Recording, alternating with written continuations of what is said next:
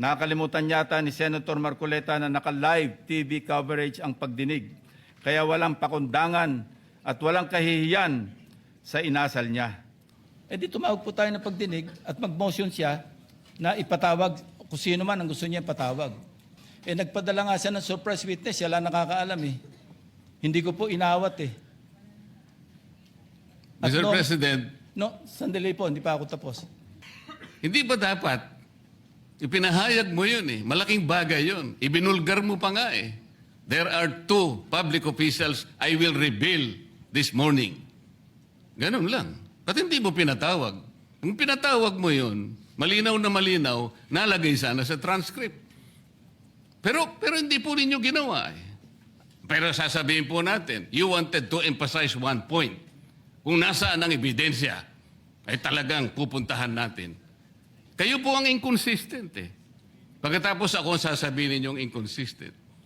Kaya ayoko na po marinig eh, kasi ilang beses na po natin narinig yan, medyo masakit na sa tenga eh. Alam po Kaya ninyo, sinasabi ko po, ayoko na marinig kung nanggagaling sa kanya, Mr. President. Si Senator Lacson po ay, ang pagkakaalam ko, isang magaling na investigador. Eh ngayon po pala yung manghuhula na. Paano po niya nahulaan? The debate is going in. May we recognize Senator Panfilo Ping Lacson. The President Pro Tem, Senator Ping Lacson, is recognized.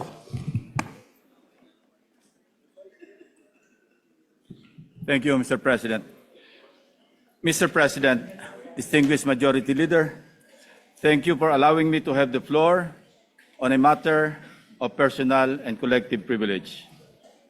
Much as I would like to abide by the elders, what my elders had taught me, that, and I quote, silence is the best response to nonsense. I'm constrained to take the floor to set the record straight and correct the prevarications spewed on this very floor by one of our colleagues, namely Senator Rodante Marcoleta. While in his 2 recent privilege speeches, he mostly referred to this representation as the BRC chairman, in my manifestation today, I will refer to him by his name. Like on many past occasions, I could have effortlessly dismissed Senator Marcoleta's statements as I refuse to dignify his ego-driven provocations.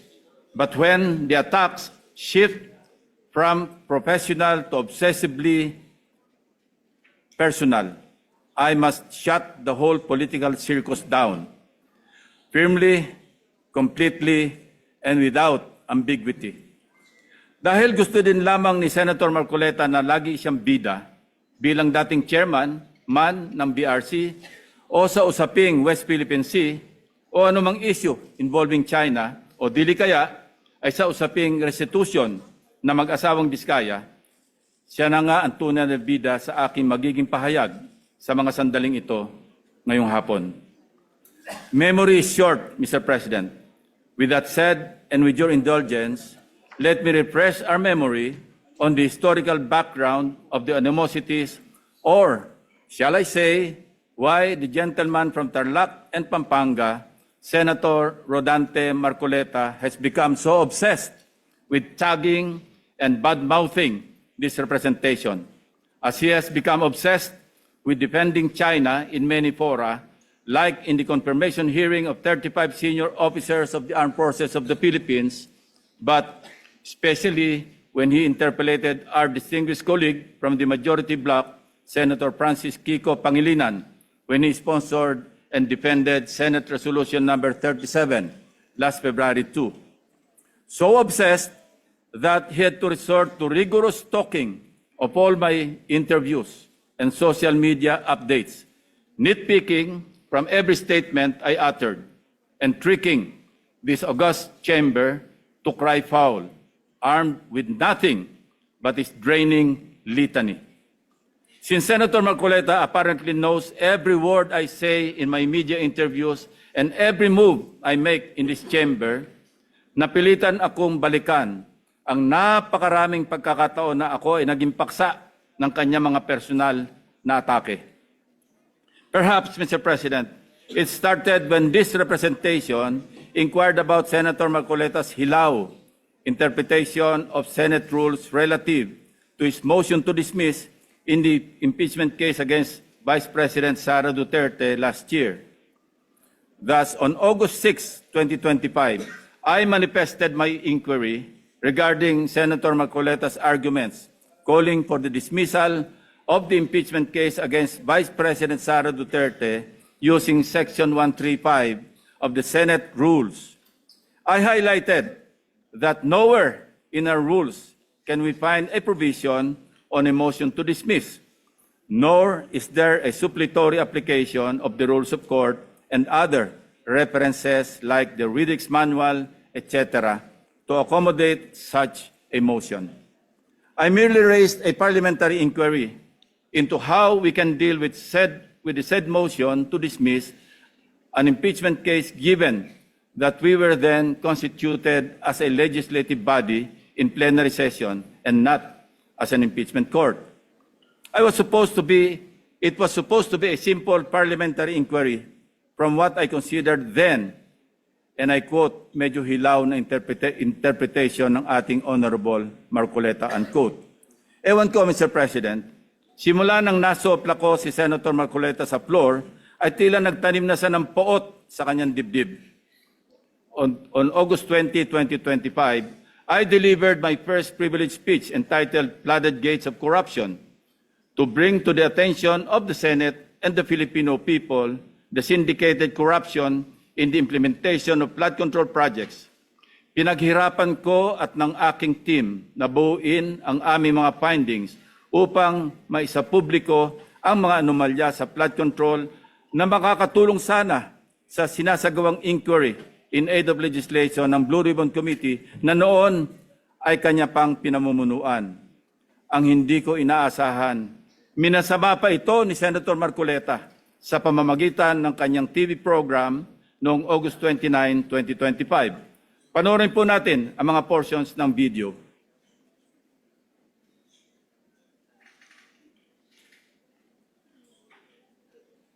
Ngayon, isang major committee yung Blue Ribbon, bawal na yung gagawa ka pa ng sarili mong pagpapahayag. Lalong-lalo na kung doon sa pagpapahayag mo, parang uulitin mo yung mga bagay na dapat sana doon na ihayag doon sa naunang pagtalakay. Para may sarili kang expose, may sarili kang person. Oo, Isang major committee. hindi dapat na ginawa pa yun. Kumbaga, kalabisan na yun. Sa tuntunin kasi, bawal na Lalo yun. na kung doon sa pagpapahayag mo, ay parang uulitin mo yung mga bagay na dapat sana ay doon na ihayag sa naunang pagtalakay. Hindi dapat ginawa pa yun. Kumbaga, kalabisan na yun. Sa tuntunin kasi, bawal na yun. Yan ang sinasabi ng isang taong nakasalamin sa hating gabi. Na yung nag-epal siguro. Yun ang pasikat, di ba? Yan ang sinabi niya, Mr. President. Mr. President, tulad ng kanyang motion to dismiss, nag-imbento na naman ng hilaw na rule si Senator Marcoleta. Kahit pagbali-baligtarin natin ang rules of the Senate, walang nagbabawal sa kahit sinong senador na magpahayag sa pamamagitan ng privilege speech kahit tinatalakay na sa komite ang paksa tulad ng flood control.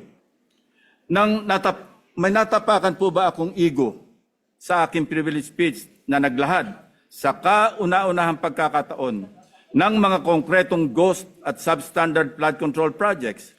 May nasagasaan po ba akong pride sa pagpapangalan sa mga sangkot sa anomalya na sina Bryce Hernandez, Henry Alcantara at iba pang personalidad sa kauna-unahang pagkakataon?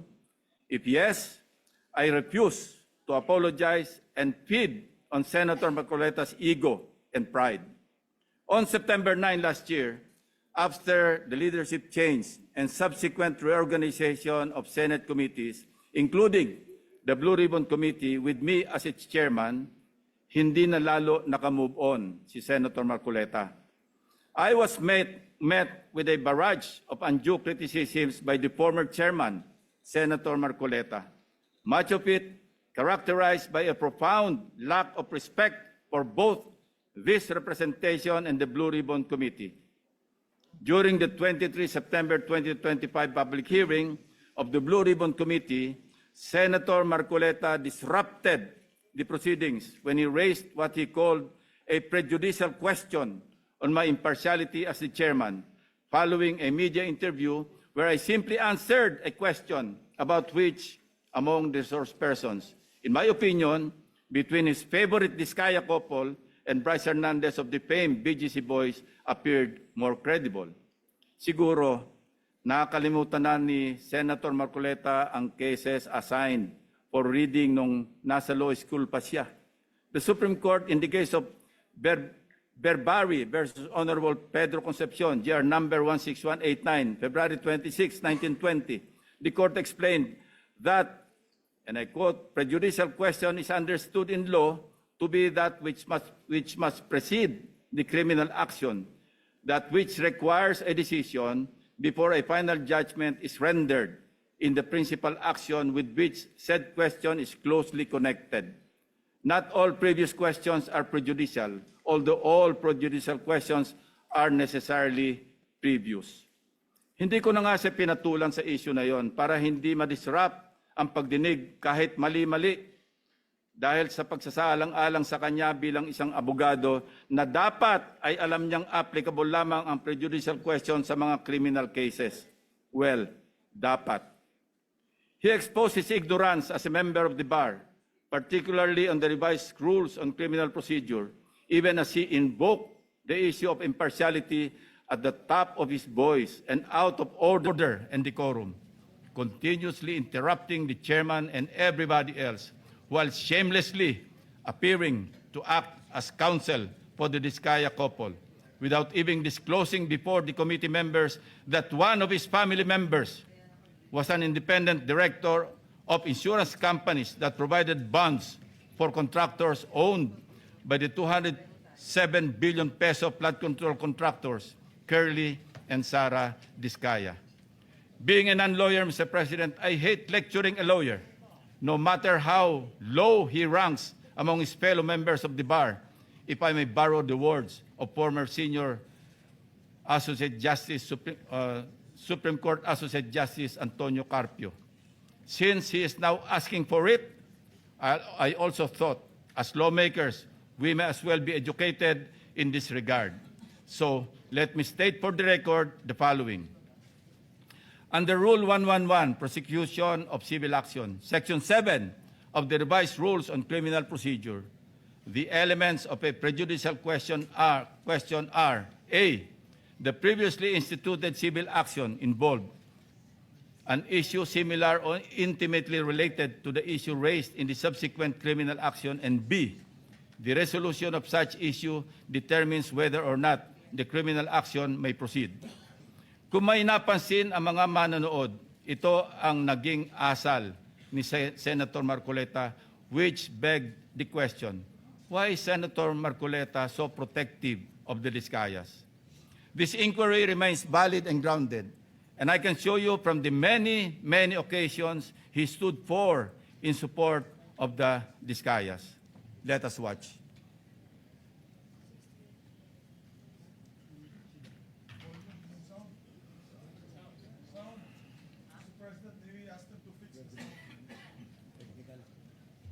May I ask for 1 minute suspension, Mr. President? Session suspended. The technical department fixed the sound.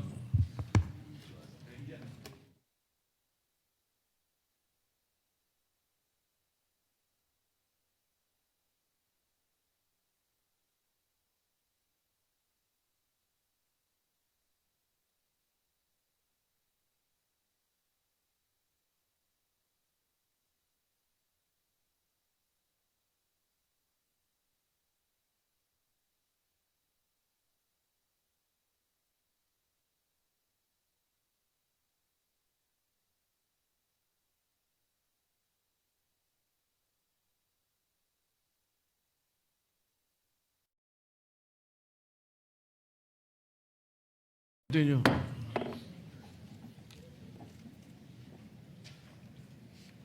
Technical, go ahead, you play that. If you're ready. I'm raising prejudicial question. Ang mangyayari nito, si Bryce kaysa Diskaya. Bakit gano'n? Why are you so protective of this guy? Why are you so protective? Nagmamadali daw po ako na mabigyan sila ng witness protection program. Yun po yung sinasabi ng batas. Pag hiningi nila with their consent, sapagkat nanganganib ang buhay niya, hindi ka magmamadali. Ilalagay ko po ba sa kamay ko ang kaligtasan ng mag-asawa na yun? Kinakailangang magsoli po sila ng mga nakulimbat nila, which to my mind is not correct. Paano mo sasabihin na magre-restitute ang isang tao? Meron na bang findings kung magkano i-restitute on how it can be restituted? Nag-a-apply pa lang eh. What is the reason behind the law? So that we can get justice, and justice can only be attained if there is restitution. So that is the principle behind all of these things that we are talking about now. Mr. Secretary, restitution will come after. It cannot be... Sir, it can come before or after, sir. It can come before. You cite the law that it come before. Yung Diskaya, to my mind, were the first to apply under the Witness Protection Program. Ang problema po doon, kung wala namang korte pa pong nagsasabi kung talagang sila'y nagnakaw o nakapagnakaw, sino pong magkukwenta noon? Problem is, ang sabi ng dating DOJ Secretary, hindi, kinakailangan isoli muna yung mga pinagnanakaw. Paano ngayon siya mapuprocess if that was dangled? So, ang tinatanong ko nga sa inyo, hindi sa sinungaling. Kayo ang nagbigay na ng condition kasi. Did you agree that you restitute any money to the DOJ? Wala po kang maibibigay po. At saka... Yun na nga. Because wala kang maibigay, hindi kanya ipoprocess under the Witness Protection Program. Is that not correct? So pinipili nyo yung gusto nyo i-process. Ngayon, kung ayaw ninyong bigyan sila ng protection under that law, kaya siguro umayaw na sila sa ICI. Mr. President, it is also coincidental that multiple news outlets revealed a damning link between Senator Marcoleta and the Discayas.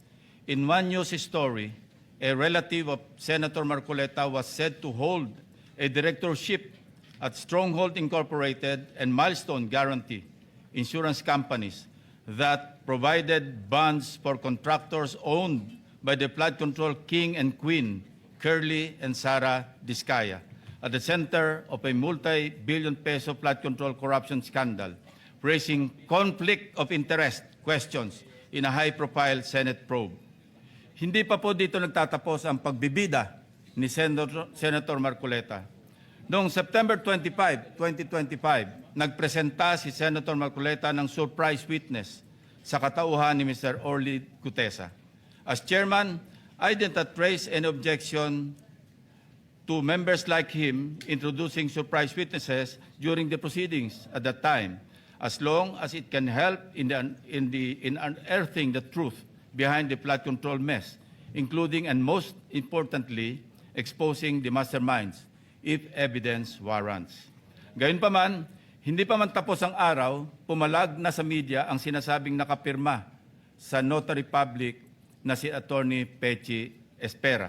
Nakalaunan ay naging kasalanan ko pa din sa paningin ni Senator Marcoleta. Hindi po ang Senado ang nag-iimbestiga at nagbigay ng hatol na forged ang notaryo ni Gutesa. Mismong ang Branch 18 ng Regional Trial Court ng Manila ang nag-imbestiga. Independent yon sa Senado. Sa halip na tanggapin, galit pa sa resulta ng kaso dahil hindi naaayon sa gusto niyang kalalabasan ng investigasyon. Asal bida talaga. Ang matindi pa, nanakot pa na magsasampa ng kaso laban sa judge at abogado. Again, style bida.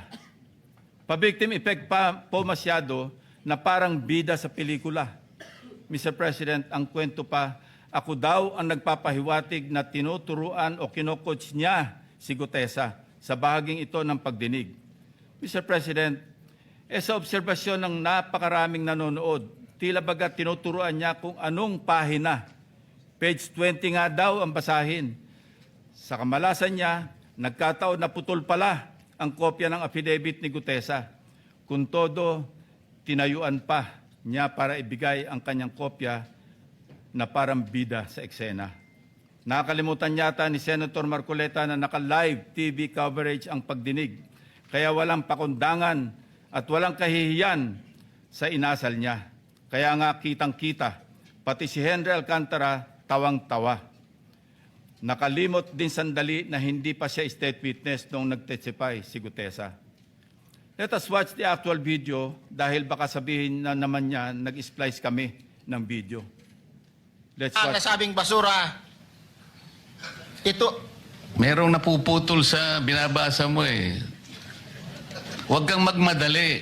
Huwag kang magmadali. naputol na, Ulitin mo yung paragraph 20. wala na akong, hindi ko makita na putol na siya.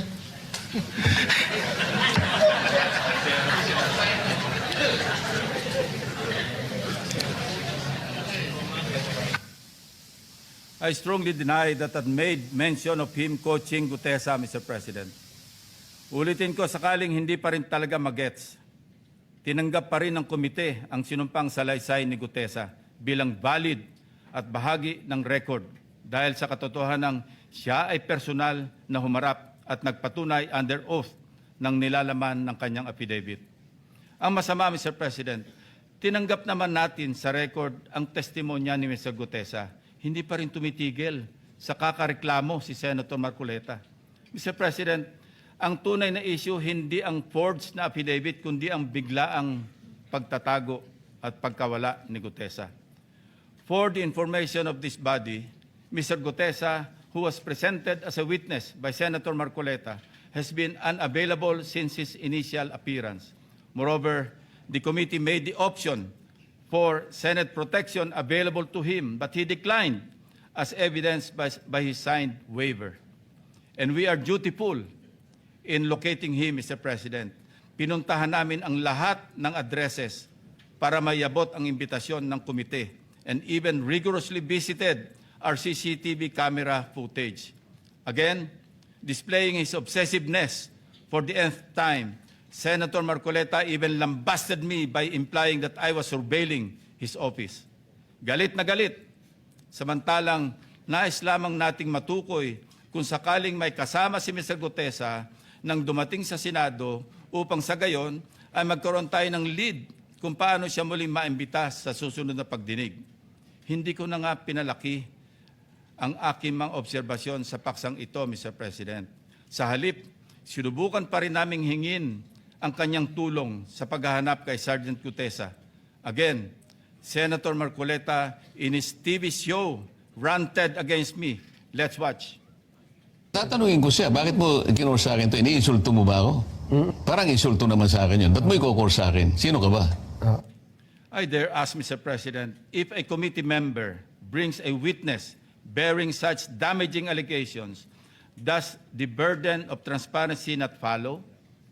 Is it not just proper to cooperate with the committee regarding his whereabouts? Why then does Senator Marcoleta find my position so offensive? On many occasions, Senator Marcoleta made statements that undermined the authority and collective integrity of the committee. Mukhang aabutin tayo hanggang bukas kung iisa-isahin ko pa lahat ang katakot-takot na pag-alipusta ni Senator Marcoleta sa komite na kinabibilangan din naman niya. He continued the same litany in his speech yesterday, Mr. President. Let me count and rebut it once and for all. 1. On the release of the minority report. Tahasang pinagmamalaki ni Senator Marcoleta ang minority report for the lack of better term, he said, na kanyang nilabas noong December 10, 2025, na siya ring naging paksa ng kanyang litanya kahapon. For his information, I wish to underscore a part of Section 22 of the Senate rules shown on the screen, which states that, and I quote, concurring and dissenting reports may likewise be made by the members who do not sign the majority report within 72 hours from the approval of the report. Napakalinaw naman po, Mr. President. Concurring and dissenting reports may be made 72 hours after the committee report has been approved by the majority vote of all its members. Siya na nga itong gawa ng mga bagay na wala naman sa alituntunin ng Senado. Pagkatapos, ako ang pagbibintangan niya na epal. He even had the audacity to declare, and I quote his speech, a submission anchored on the same hearings, 3 of which he actually presided, the same resource persons, and the same affidavits, masasabi ba niyang pangbasura lang din ang lahat ng yun? At this point, Senator Marcoleta must know that rhetorical fallacies do not amuse me, Mr. President. If the release of this so-called minority report and its contents did not amount to a direct affront to the chairman and to the committee as a collegial body, then I'm not sure what is.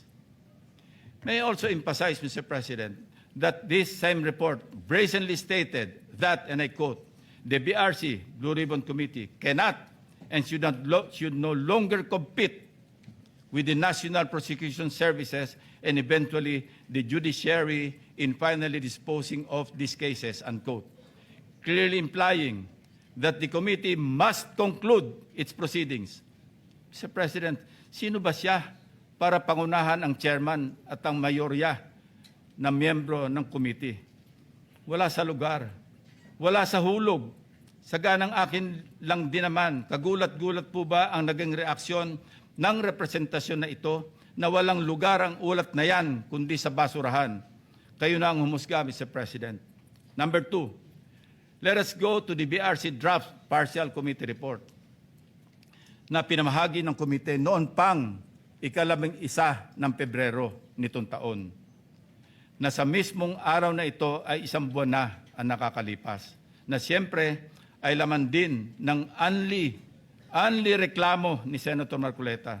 Anya, ang natanggap ng kanyang opisina ay isang PDF file or document na may watermark ng bawat opisina na nakatanggap nito na wala man lang daw pirma ng chairman ng komite. Natural, walang pirma dahil advance copies lang naman ang pinadala namin sa opisina ng lahat ng members. Common sense naman po, Mr. President, na binigyan ng soft copy ang bawat miyembro upang madaling mabasa at mapag-aralan ng ang lahat ng nilalaman nito simultaneously. Properly informed naman po ang mga staff ng mga senador na available mula sa aming opisina ang pisikal na kopya na lagpas 400 pages ng committee report upang mapirmahan sa hudyat ng mga ginagalang na miyembro ng komite.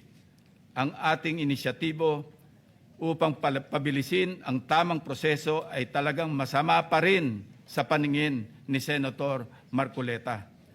Tulad ng ginagawa din naman ng ibang miyembro ng komite, panay din ang follow-up namin sa kanyang opisina na kung nais na ba niyang pumirma sa printed copy ng report, kahit ay dissent remark, ay wala siyang ginawa. Bakit ngayon ay maghahanap siya ng Blue Ribbon Committee report na nakatenga sa kanyang opisina noong 1 buwan pa? Incidentally, as of yesterday, only Senator Bam Aquino has affixed his signature on the partial committee report. It goes without saying that I respect each and every member's decision when they will sign the report, if at all. What I despise is Senator Marcoleta's audacity to lie about his inability to sign the same by citing an untruthful reason for not signing, Mr. President. Number 3, pinipilit niya rin na ilabas ko ang listahan ng 67 contractors. He said in his speech, and I quote, in his press release dated August 10, 2025, posted on the Senate website, the BRC chairman disclosed that House members called him and that he had a list of 67 congressmen who are contractors. Yet, he did not summon them to any BRC hearing. Why did he not name them to be fair to the rest of the members of the House of Representatives? Ito po ang tunay na splice, Mr. President. Kung babasahin lang po ni Ginoong Marcoleta ang susunod na sentence, malinaw na malinaw po ito. And I'd like to paraphrase. Lacson clarified that he merely asked a congressman friend from the lower house and that, again I quote, I chuckled and said, I don't have a list.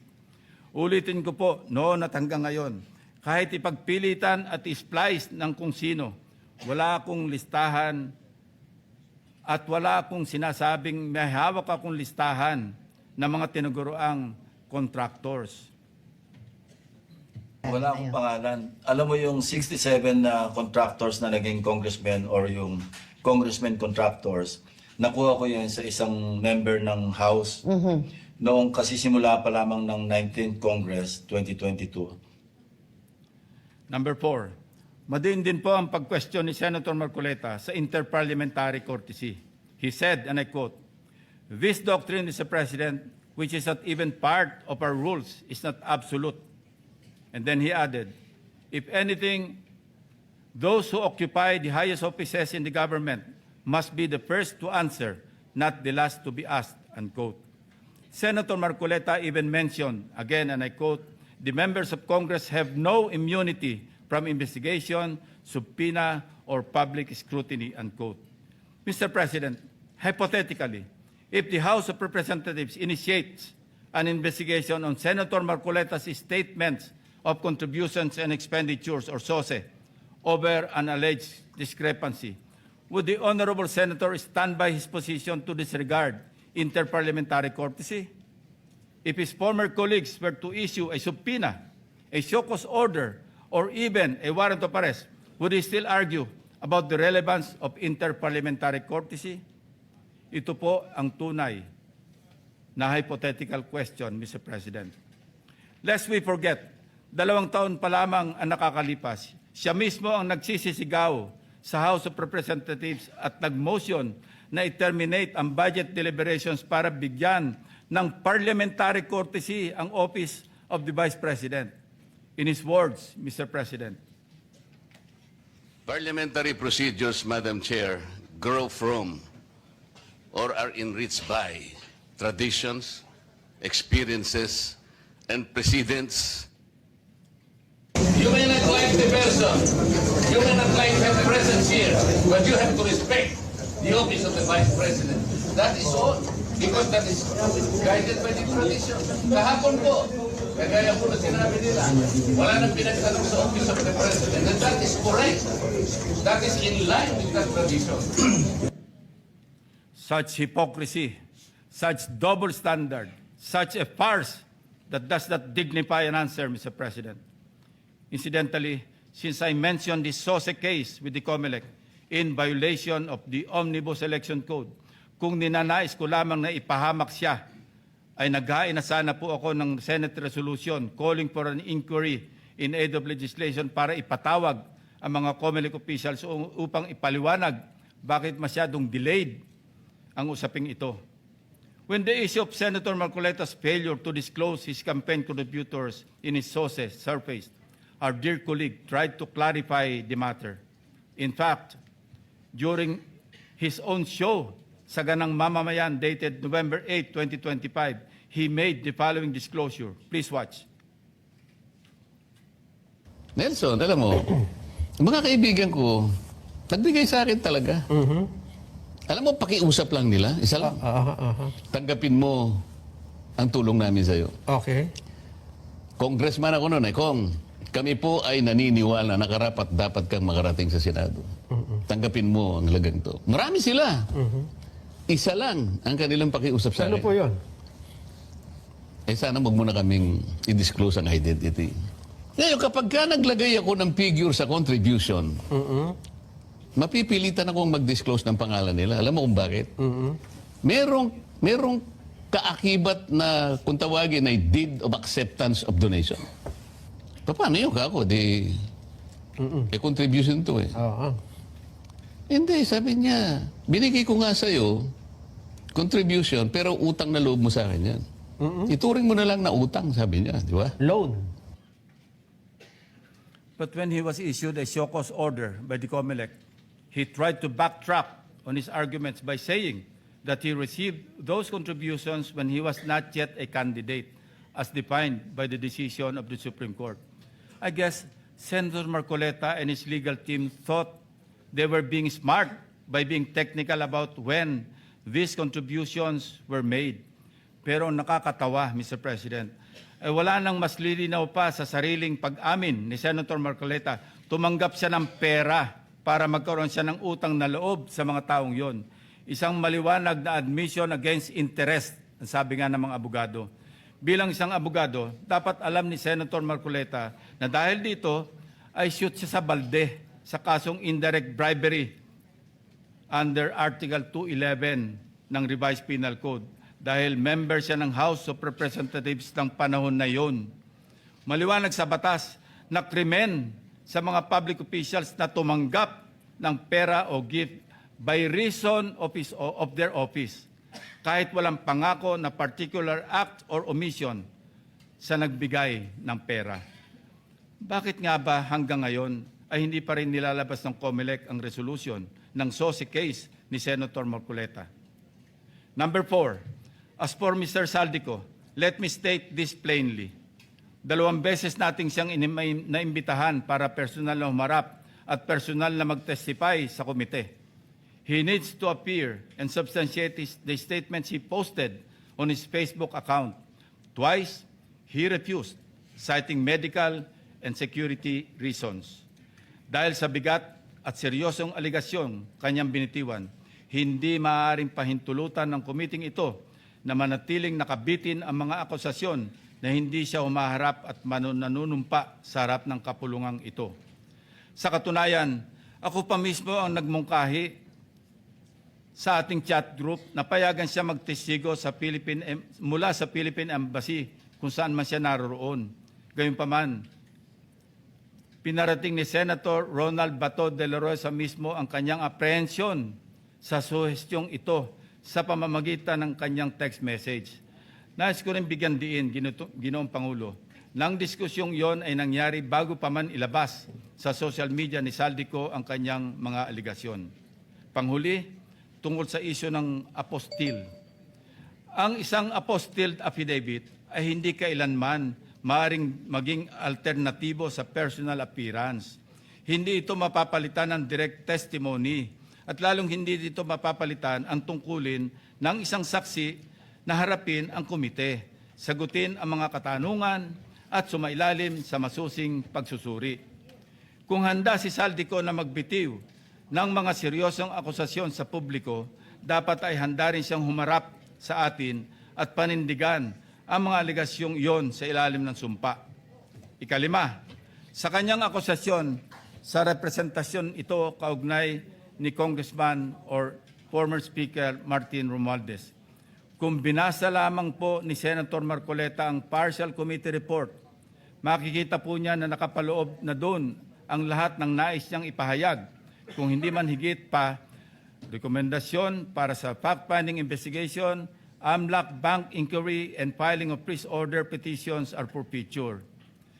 Kung napakarami pa niyang gustong ipaglaban at paimbestigahan, bakit siya rin ang nagsabi sa kanyang minority report na dapat tapusin na ang pagdinig? Kung sa bagay, kung mayroong isang bagay na consistent si Senator Marcoleta, ito ay ang pagiging inconsistent sa kanyang mga pinagsasasabi. As to the other witnesses allegedly not invited by the committee, it bears stressing that the committee has not terminated its hearings, contrary to the suggestion in the so-called minority report. The intention at this stage is simply to have the partial committee report filed and sponsored in order to reflect the evidence received thus far and to allow the committee to consider the next steps, taking into account the views of the members on other areas that may be pursued as the path forward toward the eventual conclusion of the hearings. As to the other matters raised under the rules of the Blue Ribbon, the chairman serves as the chief executive officer of the committee and, as such, exercises broad discretion over matters pending before it, including the invitation of witnesses. Members may suggest witnesses or move for the invitation during a hearing, and if such motion is approved by the members of the committee, the same will, of course, be respected by the chair. Pang-anim, sa kawalang kamatayang i-give up ang KIG remark na umabot din sa isang full privilege speech upang ipangalandakan na ako ay nasa likod ng pag-splice ng kanyang video upang siya ay siraan. His statement, and I quote, verbatim, Mr. President, ang gawin natin po para madali, i-give up natin ang KIG. Then, mako-coordinate na natin lahat, unquote. Is that merely suggestive, Mr. President? Ito ay kasing kintab ng bumbunan na nasinagan ng tirik na araw sa tanghalin tapat, Mr. President. Sapat na ang kanyang hindi matapos-tapos na paliwanag na kesyo hypothetical daw, kesyo joke lang daw, ayon sa kanyang mga pahayag at kalaunan, ay gusto pa niya amyendahan o i-correct ang journal ng Committee on National Defense of the Commission on Appointments. Mag-ingat po tayo rito, Mr. President, sa kanyang gusto mangyari. Your Honor, being the chairman of the Commission on Appointments, and some of us here as members, we must study diligently the legal implications of Senator Marcoleta's motion now pending before the Commission on Appointments. Anyway, going back to his, i-give up natin yung KIG statement na in-splice ko daw, na marin kong pinabubulaanan. Ang masasabi ko bilang analogy sa kanyang sitwasyon ay ganito. When one looks the same as when he does before going to bed at night, how can there be splicing? Inversely, Mr. President, when one looks different going to work during daytime from before going to bed at night, that's when splicing becomes evident. Matanong ko lang po, sino ngayon ang magaling mag-splice, Mr. President? Hindi ko kasalanan ng mga salitang nagmula sa sarili niyang bibig. May tawag nga dito ang mga Gen Z, classic case of gaslighting. Number 7, sangkatutak na ang mga pahayag ni Senator Marcoleta na napakalinaw na hindi pumapabor sa ating pambansang interes. Sangkatutak na rin ang mga nagbigay ng kanilang mga negatibong reaksyon. Ngunit sa hulit-huli, ako pa rin ang sinisisi ni Senator Marcoleta. He even went far beyond by debunking and undermining the historical facts about Tomas Cloma.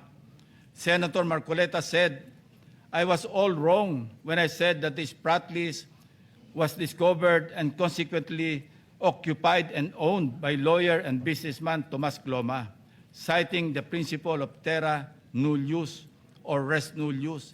It was for him a historical distortion. Curiously, Mr. President, these narratives align with those of the Chinese narratives, plucked directly from the People's Republic of China's Ministry of Foreign Affairs official website, Mr. President. Let's show the slides.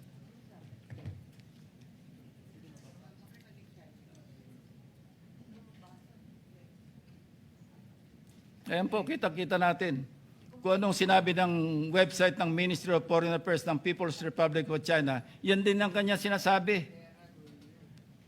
Now, Senator Marcoleta speaks of a pattern that he himself built in his head to discredit this representation. But if we backtrack the events that transpired in the past several months, one thing is crystal clear. When cornered by the fault of his own doing, he employs a diversionary maneuver, pathetically stretching the conversation, no matter how illogical, until people get drained and tired. Just as a squid squirts ink to darken the water and blind everyone around while it swims away, a person may throw out irrelevant issues, fake scandals, or emotional outbursts to distract the public from the actual evidence or the main point of an investigation. After all is said and done, I am tempted to ask these questions, Mr. President. On the West Philippine Sea, which side of the South China Sea is Senator Marcoleta on? On the anomalous graft-ridden flood control projects, is Senator Marcoleta for the Discayas or the people of the Philippines? I think we know the answers, Mr. President. Thank you, distinguished colleagues, and thank you, Mr. President. Majority Leader.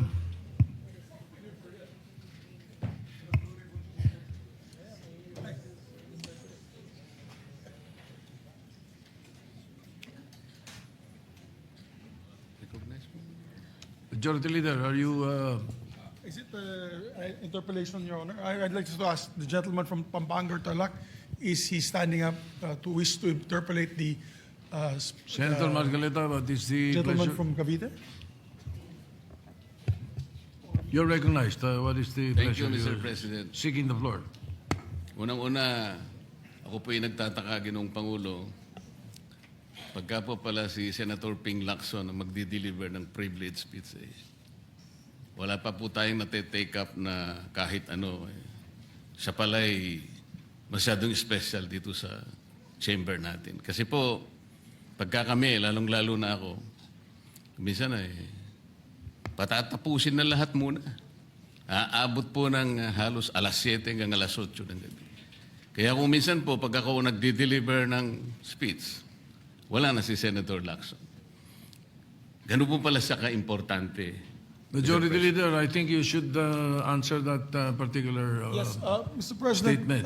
yung privilege speeches, alam mo, dalawang linggo na lang po naiiwan with due respect to Senator Marcoleta. Talagang tinutulak natin yung legislation, una, yung privilege speeches, we put always, and it's been a practice in the past, in the tail end of the discussions, because the privilege speeches can take up a lot of time. Yung nangyari po kasi kahapon, just sa speech ni Senator Marcoleta, with due respect to the two sides, binanggit po niya yung pangalan ni Senator Lacson. So it is obvious that Senator Lacson would like to respond. So usually when it is personal and collective privilege, especially when they're trying to defend themselves, kasi gusto mong i-defend sana ang sarili mo, binibigyan po natin ng pagkakataon. Ang senador na tumayo at any given point in time. Kaya kung sinabi din po sa akin ni Senator Marcoleta kahapon na ito po ay personal and collective dahil galit ako kay Senator Lacson, ginawa kong agad-agad. Pero hindi po niya kwento sa akin ano yung purpose ng kanyang speech. Kaya nung ninapitan niya po ako for speech, binabigyan po natin Senator Tulfo muna, pagkatapos si Senator Tulfo, Senator Marcoleta naman po. Pero yung laman po ng speech ni Senator Marcoleta ay binabanatan isang membro ng Senado. Obviously, that member of the Senate will stand and defend themselves. We have to give them priority. It goes for any member of the Senate, Mr. President. We will give the privilege to any member of the Senate. Thank you. All right, thank you. Sir President, ang sinasabi ko lamang po ay ngayon ko lang po na nakita ang ganitong special treatment.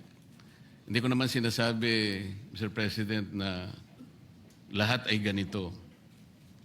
Kasi po yung yung una pa po bago ito, Mr. President, naalala ko, tinapos muna lahat po ng bisita, pati po yung mga galing sa Southeast Asian Games. At kahuli-hulian nga po, inabot po ako ng alas 8 ng gabi. Yun lamang po. Ngunit gusto ko pong makapagtanong sana sa ating ginagalang na Senador Ping Lacson kung siya po ay papayag. My pleasure, Mr. President. Hindi ko po alam, Mr. President, Your Honor, kung paano ko, saan ako mag-uumpisa sapagkat hindi ako ang subject matter ng aking diniliver na privilege speech kahapon. Kaya kung sagutin at iisa-isahin sa inyo, ngunit ang nangyari, parang ad hominem ang nangyari. Sa akin po, natutukoy lahat ang inyong privilege speech ngayon, samantalang ang inaasahan ko ay sasagutin nyo yung privilege speech kahapon.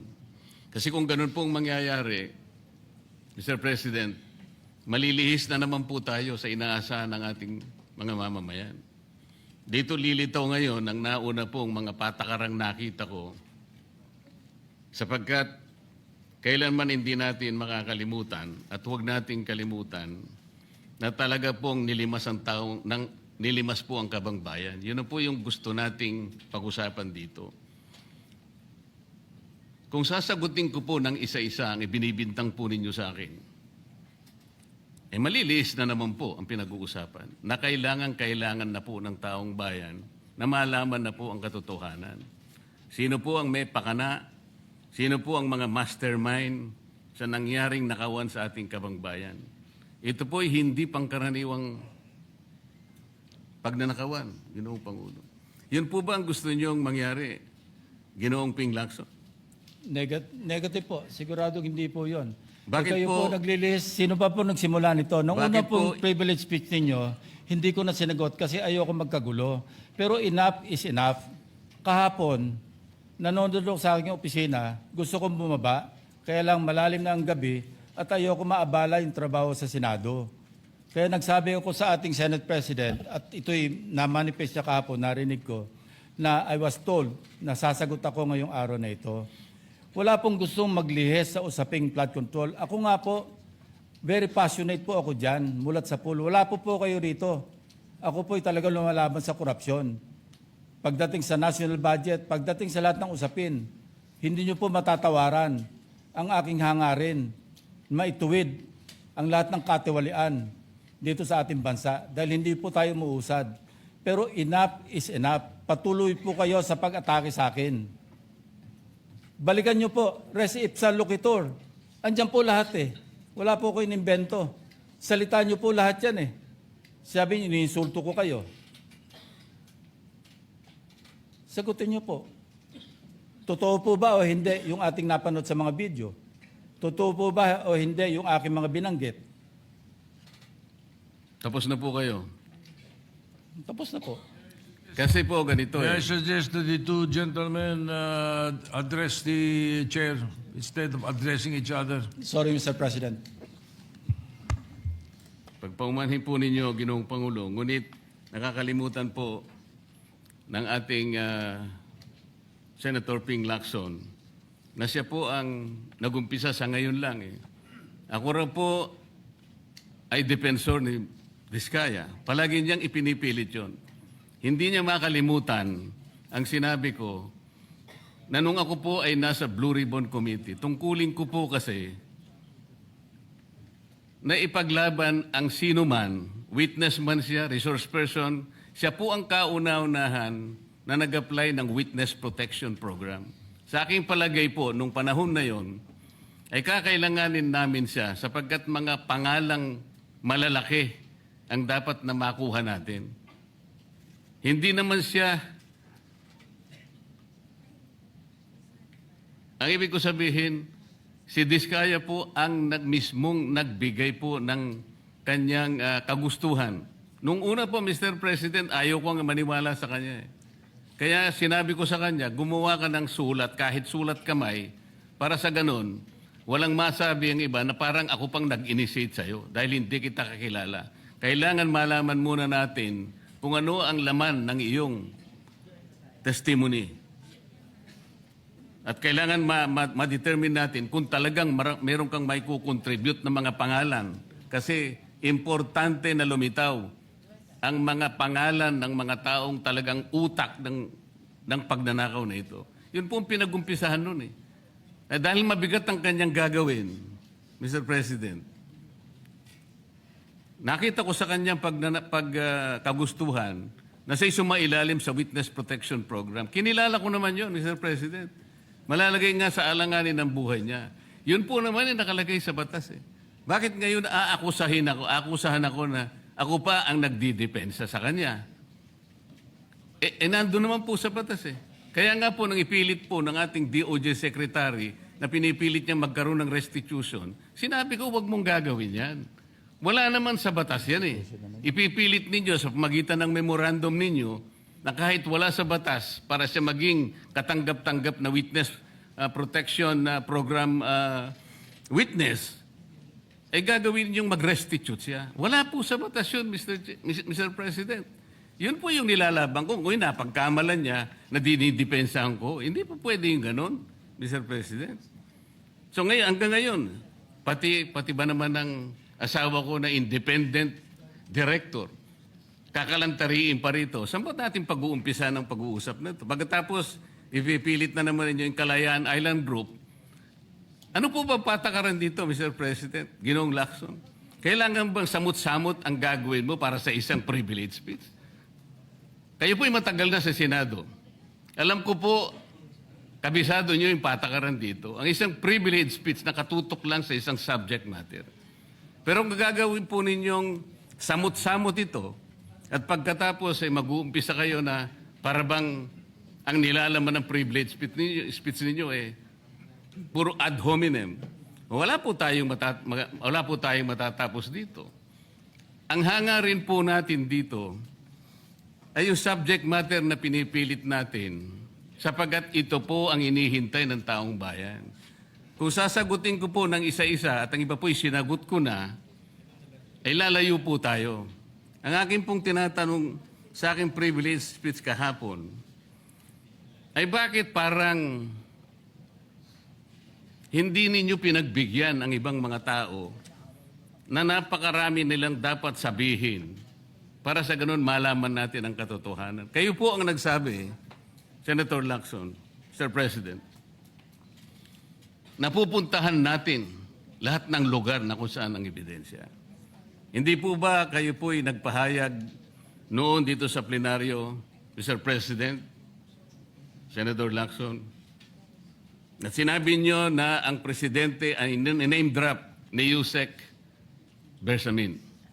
Hindi ko man lang po nakita yung kanyang katauhan na ipinatawag nyo dito.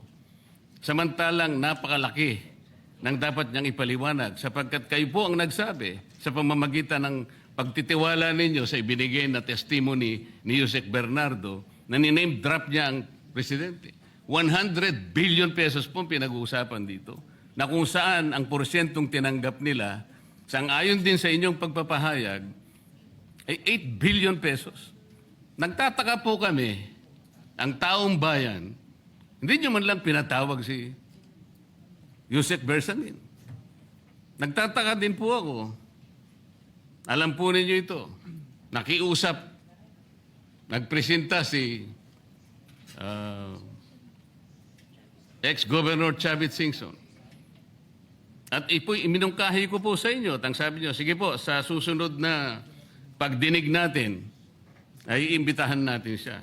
Sapagkat marami raw siyang gustong ibahagi sa ating pagdinig tungkol sa mga project sa Ilocos. Ngunit hindi po nyo tinawag. Yun po yung pinagtataka. Ito po yung gusto ko sanang sagutin ninyo. Sa akin po, wala nang kwenta kahit na ako'y patutsadahan ninyo, na ganito ako, ganito kami, ganyan. Hindi na po mahalaga sa akin yun eh. Ang mahalaga po, Mr. President, ang taong bayan ngayon na naghihintay ng kasagutan sa maraming katanungan nila kung magagawa pa natin na buklatin lahat ang dapat buklatin. Kilalanin kung sino dapat kilalanin. Ang gusto ko pa po sana, Mr. President, sana sagutin po ninyo, Senator Lacson. May I respond, Mr. President? May I respond, Mr. President? Yes, please, go ahead. Mr. President, Your Honor, have you read the partial committee report? Ganito po ang nangyari, Mr. No, have President. you read the partial committee report? That is my question, Mr. President. Binasa ko po, ngunit hindi ko po magawan ng paraan kung paano ko po itatrato. Kasi kahit na po ganun ang nangyari, tiningnan ko po eh. Kaya lang, sabi ko sa mga staff ko, nung mag-meeting kami, bakit ka ako wala man lang pirma ito? Ito po italiwas po sa inyong ipinahayag kahapon. Sinabi niyo rito, If I may be natanggap allowed, ko. Mr. President. Patapusin niyo muna ako para may paliwanag ko kung bakit hindi man lang ako sumagot sa inyo dito sa ibinigay niyong material na ito. Kasi sinabi po ninyo, for one, I have it on record that his office already received a copy of the BRC Partial Committee report as early as February 11, both hard and soft copies, but he has not signed it, even with I dissent remark. It follows that as chairman, I was first to sign before routing the same contrary to his claim that I did not. Kahapon lang po namin nakita ito, Mr. President.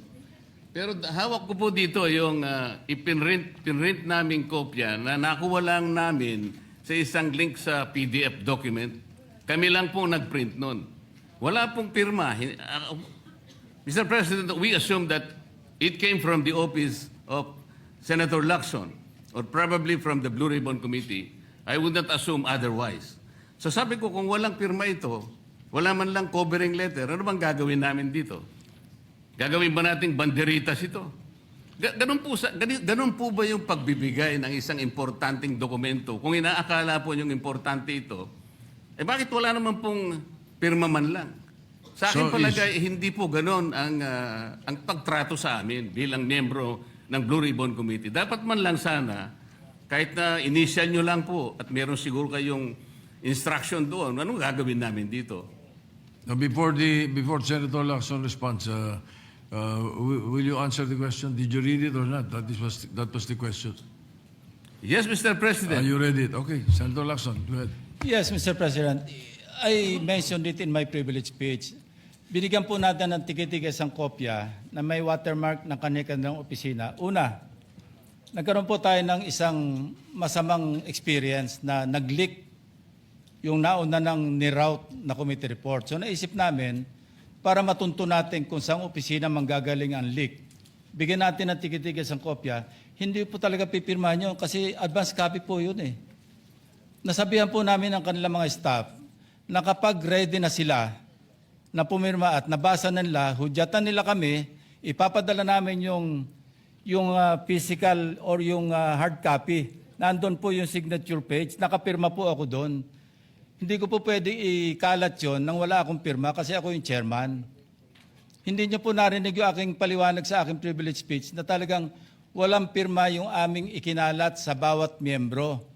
Dahil yon para lang mapabilis kasi 400 pages po, alam ko magtatagal mabasa. So para simultaneously, isipin niyo po Mr. President, kung isang kopya lamang yon na aking igagala sa 17 o 20 miyembro ng Blue Ribbon Committee, isang taon po, baka hindi pa tapos mabasa. So gumawa kami ng nag-devise po kami ng isang pamamaraan para simultaneously, sabay-sabay nila mabasa with the advice to their staff na kapag nabasa na at ready ng pumirma, sabihan kami, dadali namin yung kopya na mayroong signature page at sa kanila pipirmahan. Katunayan kahapon po si Senator Bam Aquino. Binigyan namin sa kanya yung may signature page at pumirma siya. Hindi po matatapos kung yung 467 yata na pages, iisa-isahin namin iikot. Mahirap po. Gumawa na nga kami ng paraan para matakil na sa floor, ma-defend ko, at makamove forward tayo na tulad ng binanggit ko sa aking privilege speech, simula na tayo uli ng mga panibagong pagdinig. Ngayon, sinabi po ni Senator Marcoleta na bakit hindi inimbitahan si Undersecretary Bersamin. Kaya ko po tinanong, kung nabasa niya na yung report, kung meron po siya maipakita sa akin doon sa committee report o doon sa TSN, doon sa minutes ng pagdinig na nabanggit ang pangalan ni Undersecretary Bersamin. Bukas na bukas din po o bigyan natin 3-day notice rule. Tatawag po ako ng pagdinig, ipapatawag natin si Undersecretary Bersamin.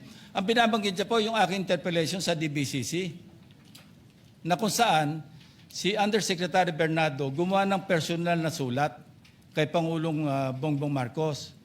At sinasabi niya doon na ito yung mga personalidad na alam niya, na naalala niya na merong allocable at kung ano-ano pa. Wala po sa Blue Ribbon Committee minutes yun.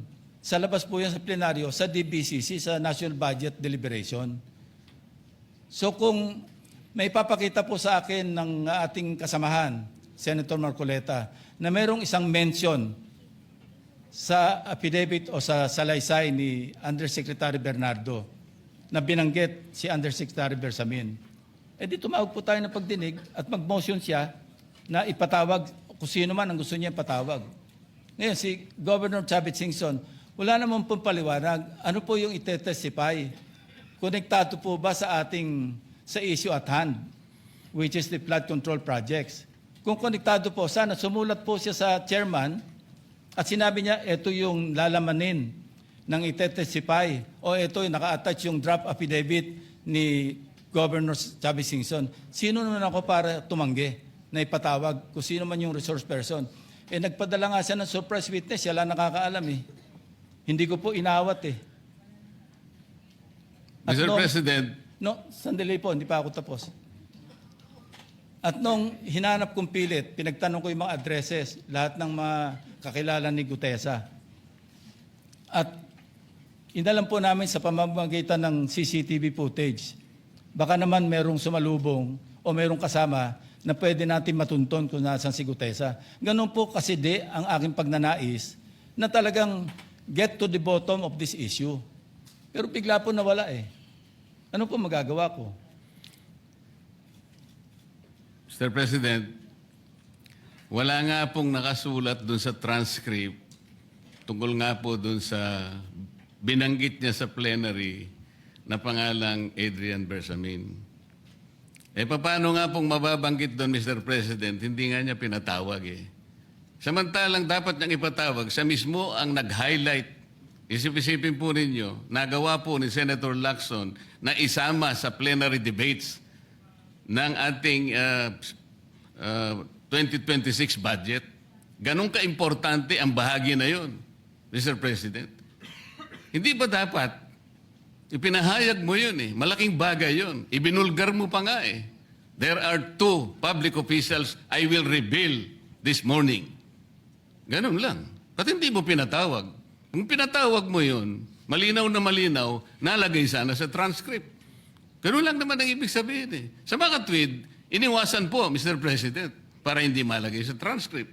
Pagkatapos ikakatwiran po ninyo, kung nasa transcript, di sana, pinatawag ko.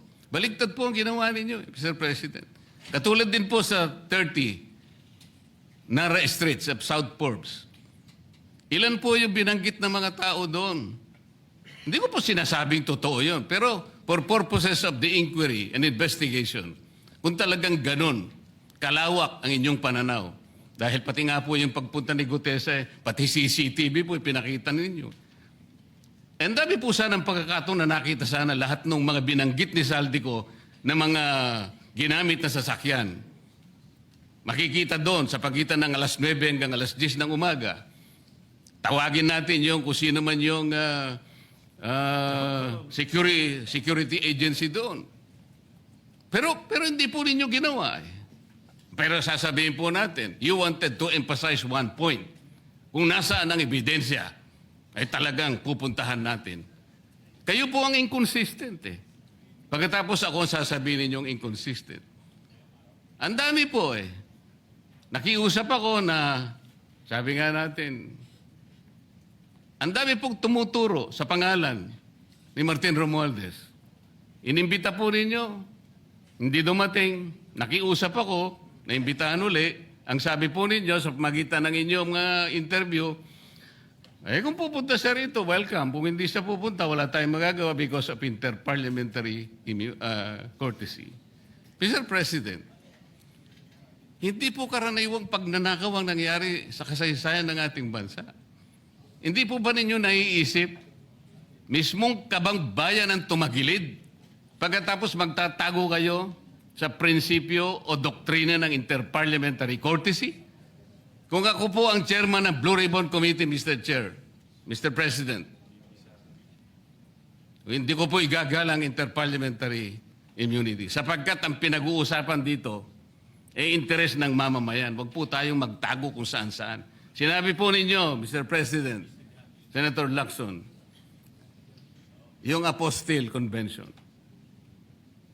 Hindi ba pinahayag po ninyo sa isang pag-i-interview ninyo na kung si Saldico lamang ay makakuha ng isang subscribe statement, kahit sa Zoom lang, ipatatawag namin siya?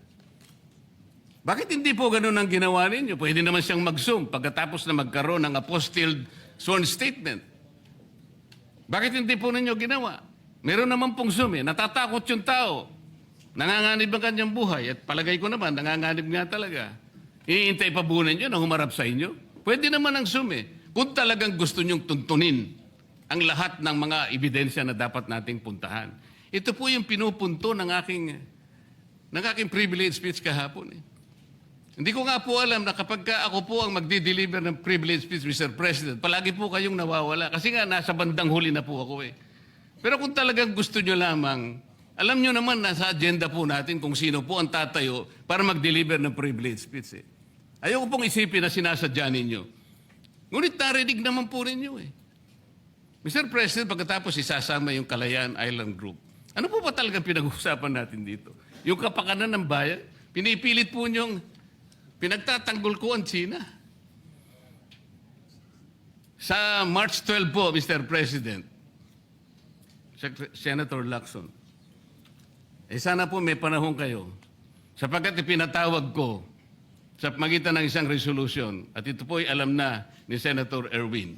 Pinatawag ko po ang NAMRIA, pinatawag ko po ang Philippine Coast Guard, Philippine Navy, ang DFA, pinatawag ko rin po si Justice Carpio at saka yung professor sa UP.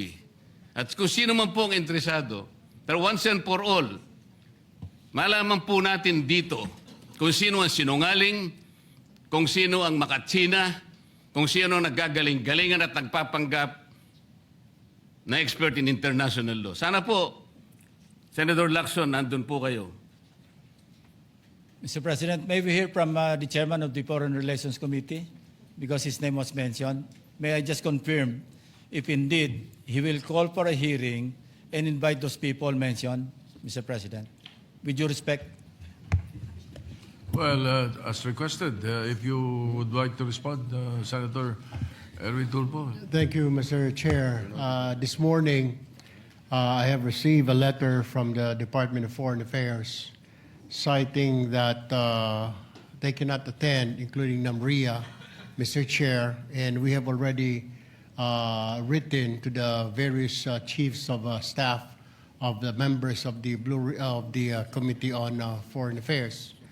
They cited, including NAMRIA, that they cannot attend because of the fact that it is a matter of national security, Mr. President. And I also have a copy that will be sent to your office, Mr. President. The reason given by NAMRIA, the Armed Forces of the Philippines, and the Department of Foreign Affairs, Mr. President. In other words, Mr. President, the gentleman from Pampanga and Tarlac is confirming something that is not confirmed. Mr. President, that is too much of a statement. Kausap ko pa lamang ang chairman at kaming dalawa po nagkakausap at niremind pa nga ako yung mga nakarang araw na March 12, okay ka na. So, ang sabi ko sa kanya, ito po ang dapat nating maimbitahan. Bakit naman po nagkaroon ng issue sa national security ang pagdinig tungkol sa usapin sa West Philippine Sea? Mr. President?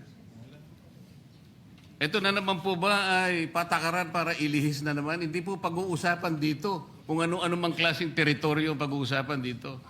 Ang pag-uusapan lang natin ay yung masigalot na pinalalaki nila at hindi nila maintindihan na walang kamatay ang West Philippine Sea.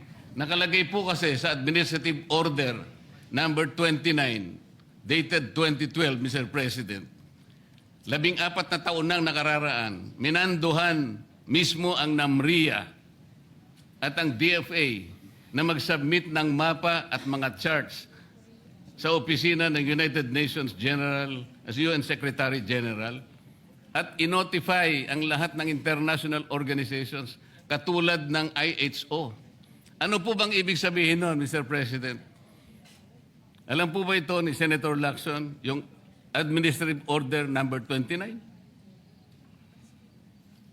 This is something between the chairman of the Foreign Relations Committee and the gentleman from Tarlac and Pampanga, Mr. President. Hindi po, tinatanong ko po kayo. No, kasi, I don't know Administrative Order number 29. hindi po ninyo alam, sasabihin ko sa inyo. I don't Ulitin need ko. to know, Mr. President. I'm not interested. Hindi po kayo interesado sa isang bagay na napaka-importante sa ating bansa? Hanggang ngayon, hindi ma-drawing ang West Philippine Sea. Hindi kayo interesado? Hindi po ako interesado sa sinasabi ninyo.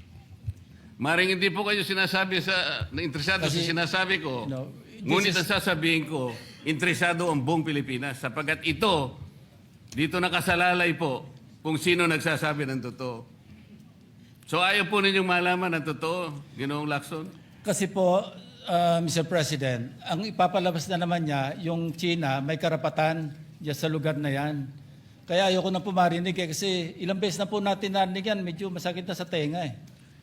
Alam po Kaya ninyo, sinasabi ko po, ayoko na alam po ninyo, marinig Mr. kung President, nanggagaling sa kanya, Mr. President. si Senator Lacson po ay, ang pagkakaalam ko, isang magaling na investigador. Eh ngayon po pala yung manghuhula na. Paano po niya nahulaan? Ang sasabihin ko ay... The debate is going into motives and all of that. So, motu proprio, the presiding officer declares the session suspended.